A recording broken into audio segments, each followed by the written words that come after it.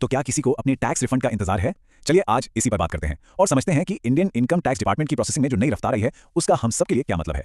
अगर income tax refund का इंतजार करते करते थोड़ी परेशानी हो रही है तो हाल के डेटा से एक बहुत ही कह सकते हैं अच्छी खबर सामने आई है।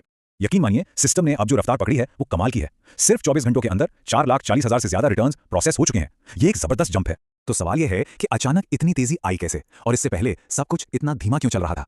चलिए इसी को थोड़ा समझते हैं। हमें से कई लोगों ने यह महसूस किया होगा कि अक्टूबर के आखिर से लेकर नवंबर की शुरुआत तक प्रोसेसिंग की रफ्तार बहुत ही सुस्त थी, मतलब कछुए की चाल से चल रही थी। इंतजार वाकई लंबा हो गया था। तो इस सुस्ती के पीछे की असली वजह क्या थी? सिस्टम में ये जाम लगा क्यों था? देखिए, ये जो स्लो डाउन था वो असल में एक जरूरी ब्रेक जैसा था। सिस्टम को मेंटेनेंस, ऑडिट और जो डेटा में गड़बड़ियां थी उनको ठीक करने के लिए थोड़ा टाइम तो लगता ही है।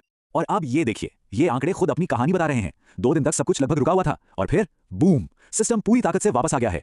प्रोसेसिंग की इस नई तूफानी रफ्तार का सीधा असर उन रिटर्न्स पर पड़ रहा है जो अब तक पेंडिंग थे, और ये असर बहुत ही पॉजिटिव है। तो देखिए, 12 नवंबर तक की बात करें तो करीब करीब 95 लाख रिटर्न्स ऐसे थे जो वेरीफाई तो हो चुके थे लेकिन प्रोसेस नहीं हुए थे। और सिर्फ एक दिन बाद, सिर्फ 24 घंटों में ही ये संख्या घटकर 91 लाख पर आ गई। ये एक दिन के हिसाब से बहुत बड़ी गिरावट है। मतलब सीधा सा हिसाब है, 24 घंटे में लगभग 3.5 लाख पेंडिंग रिटर्न्स का बैकलॉग क्लियर हो गया। ये दिखाता है कि सिस्टम की नई स्पीड का असल में जमीन पर क्या असर हो रहा है। और एक्सपर्ट्स भी यही कह रहे हैं कि ये सिर्फ एक दिन की तेजी नहीं है। ऐसा लगता है कि आईटीआर डिपार्टमेंट अब फुल स्पीड मोड में है और ये रफ्तार आगे भी बनी रह सकती है। तो ठीक है, ये सारे आंकड़े तो बहुत अच्छे हैं, लेकिन इन सबका मतलब क्या है? सबसे बड़ा सवाल तो यही है कि रिफंड कब मिलेगा।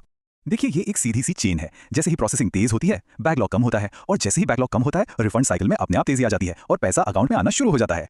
चलिए अब सबसे काम की बात पर आते हैं। पैसा खाते में कब तक आ सकता है? आइए एक अंदाजा लगाते हैं इस टाइमलाइन को देखकर।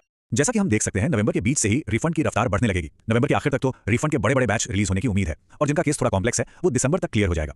लक्ष्य यही है कि 31 दिसंबर से पहले ज्यादातर क्लीन केसेस को निपटा दिया जाए। ये टेबल एक ही दिन में हुई तरक्की को बिल्कुल साफ साफ दिखा रही है। प्रोसेस रिटर्न्स बढ़ गए और पेंडिंग रिटर्न्स घट गए, मतलब ट्रेंड एकदम सही दिशा में है।